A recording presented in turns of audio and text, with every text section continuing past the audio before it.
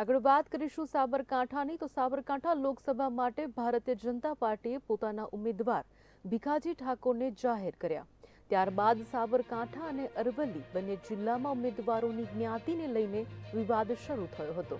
આ વિવાદ વચ્ચે જ કોંગ્રેસ દ્વારા સાબરકાંઠા લોકસભા બેઠક માટે એસટી ઉમેદવાર જાહેર કરી દેવામાં આવ્યા છે।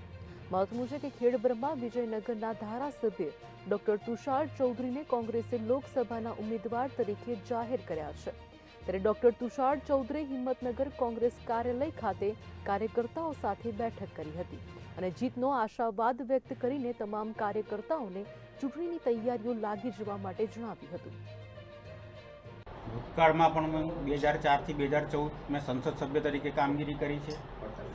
દિલ્હીમાં રેલ ભવન ક્યાં આવ્યું, કૃષિ ભવન ક્યાં આવ્યું, નિર્માણ ભવન ક્યાં આવ્યું, વિજ્ઞાન ભવન ક્યાં આવ્યું, કઈ ઓફિસ ક્યાં આવી, એનો મને પોતાને અનુભવ છે। 5 વર્ષ મેં ભારત સરકારના મંત્રી તરીકે પણ કામ કર્યું છે અને દિલ્હી એક એવી જગ્યા છે કે કોઈ પણ સંસદ સભ્ય નવો જાય તો એને આ બધું જગ્યા શોધતા 5 વર્ષ લાગે છે।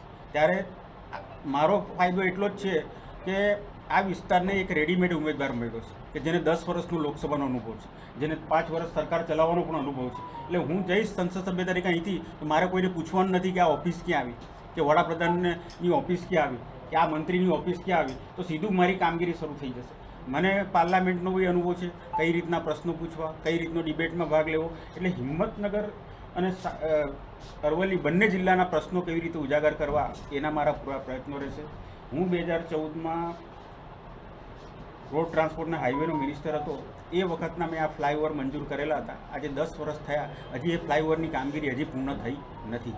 એ વખતની વાત હતી। અમારી સરકારમાં આ જે શક્તિપીઠોને રેલવેથી જોડવા માટે અંબાજી સુધી રેલવે લઈ જવાનો પ્રોજેક્ટ બી યુપીએ સરકારમાં મંજૂર થયો હતો, હજી અંબાજી રેલવે પણ પહોંચી નથી। એટલે જે કેન્દ્ર સરકારનું જે કામો મંજૂર થયેલા કામો પણ આ સાબરકાંઠા લોકસભામાં પરિપૂર્ણ થયા નથી। એટલે મારી પ્રાથમિકતા એ રહેશે કે જે પહેલાં તો અધૂરા કામ છે એ પૂરા કરો અને બીજી જે આ વિસ્તારની માગણી હશે એ માગણી કઈ રીતે સરકારમાં રજૂઆત કરીને અસરકારક રીતે એ કામો અહીંયા આપણા વિસ્તારમાં આવે એ મારી પ્રાથમિકતા છે।